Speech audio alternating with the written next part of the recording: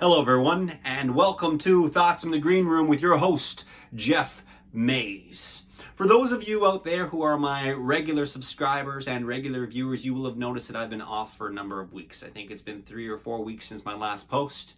But you may remember a little while back I did a post on COVID and the pressures of COVID and feeling the need and obligation to get creative material out or get work done, something accomplished. And I had suggested that maybe COVID was an opportunity to sit back and relax. Well, I took my own advice. I did a little bit of sitting back and a little bit of relaxing. What that has afforded me is some leisure, obviously, but it's also given me the opportunity to formulate some of my thoughts and give some reflection on the world around me. And one of those thoughts that came up generated this week's topic in Thoughts from the Green Room. That topic is language, its effect on people, its importance, and what it does for us overall. With that said, I turn you over to the Thoughts in the Green Room. When I think about language, its impact, how it affects us, its value, I think about the very first time language truly impacted me. It was in high school. I was in grade 10. It was a Monday morning. I was on my way to class. I'm 15 years old. On my way there, I'm passing by a group of girls, also 15, 16 years old, my peers. And as I said, it was after the weekend, so they were greeting each other, saying hello, how are you, what's up, what did you do, all of those wonderful things. Except none of that language was used. I recall distinctly the first girl saying, "Hey, you effing witch!" Except she didn't say effing, and she didn't say witch. She put a B there, and she used the actual expletive for effing. There are some younger audience members who view my channel, so I'd like to keep it as clean as possible.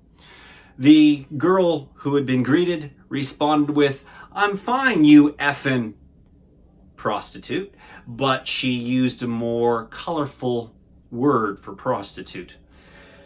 And this exchange between these 6 or 7 girls went on for a few moments. I slowed down and I listened to it until I got to the end of the hall. This was the formal greeting. Every single girl in that group derogatorily approached and welcomed their friend into the group by using shaming words, derogatory terms, and things that most parents would ground a child for, basically. As I walked to class the rest of the way, now out of earshot, I thought, wow, how long before one or all of those girls actually starts believing the derogatory term their friends are calling them? Hey, you stupid witch. How long before that girl starts believing she's stupid and a witch with a B on it? How long before that girl starts acting that way to fit the namesake that's been handed to her? It was the first time I was affected by language. The second time that I was affected by language has to do directly with acting. I was reading Death of a Salesman, and it occurred to me halfway through the read that the lead character's name was Willie Loman. Willie Low Man, a man who was low. And it clicked in that playwrights, people who write books, screenplays, all of that literature that we take in and eventually watch or view in some fashion, whether it be a mental picture in the mind or up on a big screen or on a stage, the playwrights and the authors are naming their characters based on language that helps describe them. You know, you take a look at old style circus performers, the bearded lady, again, not politically correct by any means, but if you think about that, you knew exactly who this person was. The strong man, you should expect the strong man to be doing some strength feats, right? These are all names that identified who the person was. And it occurred to me as an actor that playwrights were giving me a clue to what the character was like based on the name given to them. Willie Low Man. This is a man who is low. He struggles. This first aspect of language, in reference to Willie Low Man, not the girls, this aspect of language that I identified when I was probably grade 11, I think it was, for that. That incident really opened up acting for me. It was an immediate and conscious tool that when I read the title of a book, when I read the title of a play, when I read the character name, I immediately had insight into what I needed to achieve as an artist. If Lord of the Rings is the title of the movie you are portraying, then something has to do with the Lord of the Rings. I know this seems so very simple, but to my young mind at 15, 16 years old, I was blown away, like boom, gone. And as an actor, it becomes an invaluable tool to understand that basics like character names and titles are going to open up a general path for me to follow and start pursuing to create what I need to create. I'm going to take that a step further, applying language to acting.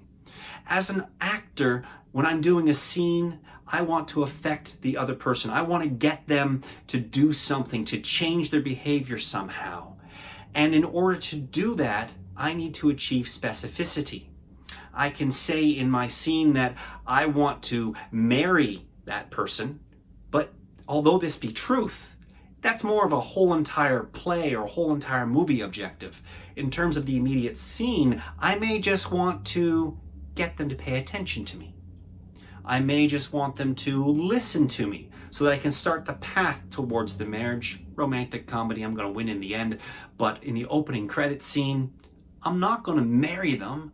I need to get their attention first. I need them to get them to pay attention. This aspect of language was taught to me by all of my acting coaches. I don't think there's a single one who has not spoke about objectives in that specificity. And what I'm getting at from the acting point of view, from the artistic point of view, is this idea that through specificity of language, we are able to achieve greater goals. Now, the third time, I guess the fourth time if you think about it, the girls, the titles and names of characters, and then acting teachers talk to me about objectives. So the fourth time that language truly had an effect on me was when I started hearing myself interact with others once those first 3 lessons started to sink in. I realized talking to a friend and not being specific about the goals for the day could lead to conflict. Talking to my partner and, again, not being clear about something or being vague, using loose examples could lead to confusion and difficulty communicating. And again, it struck me. Language and what we say has an impact.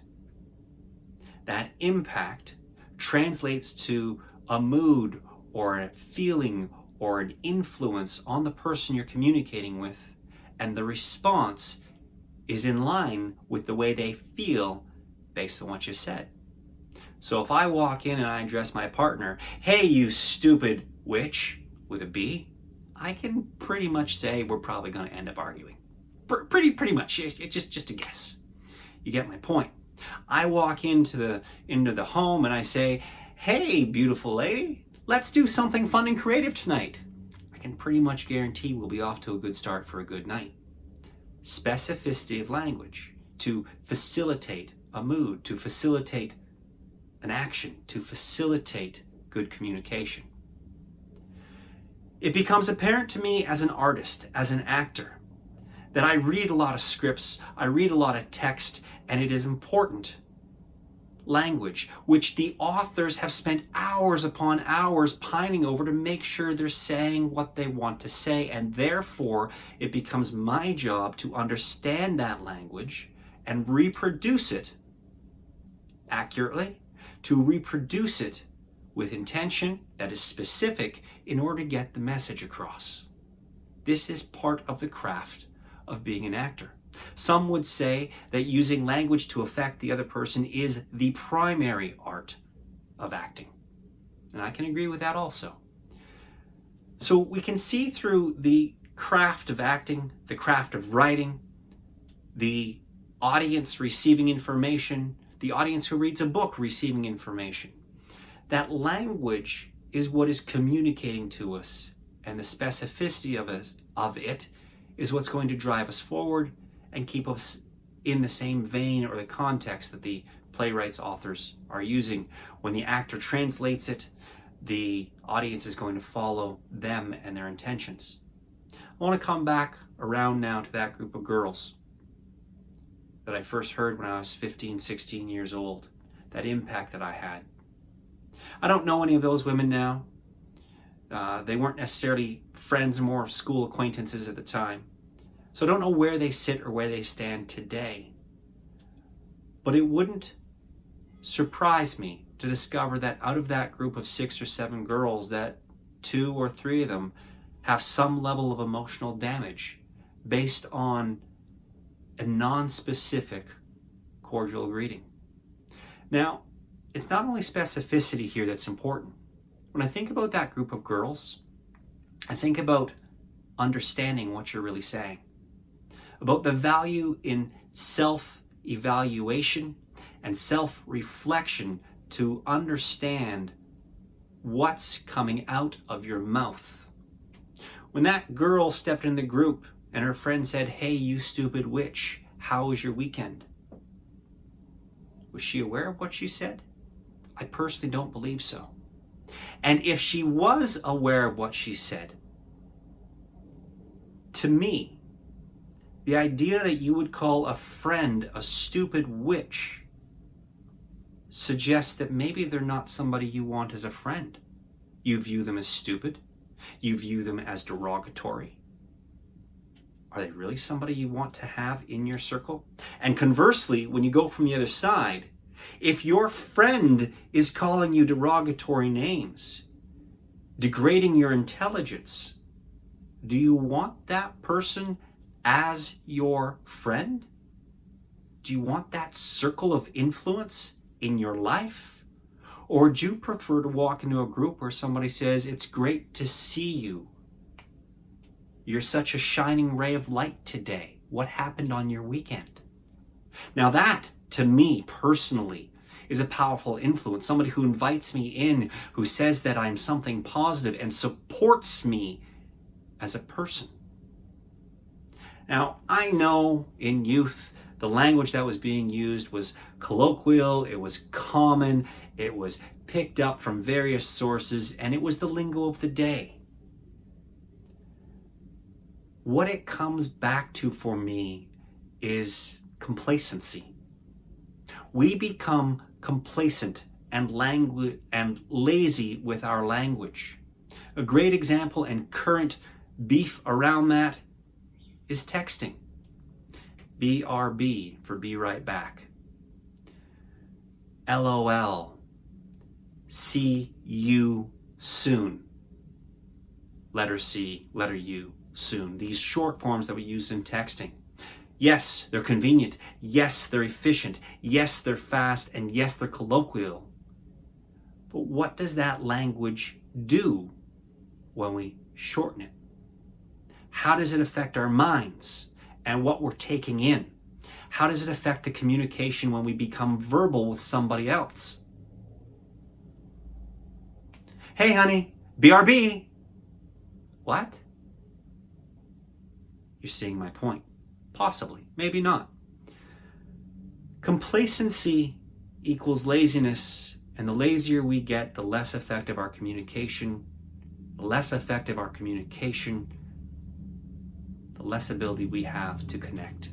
And as an artist who's grounded in language, as an artist who's grounded in words, I'm understanding the value in connecting to the human, the person who is watching the work, and taking in everything because they are looking for that cathartic experience, that way to express themselves that they may not be able to do in their real life.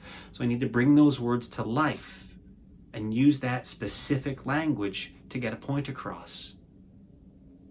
Art imitates life, life imitates art. If you take a look at that circle, the question sits in my mind of why don't we use specificity and intelligence in our communication to ensure that we actually connect with the human being in the real world when it matters.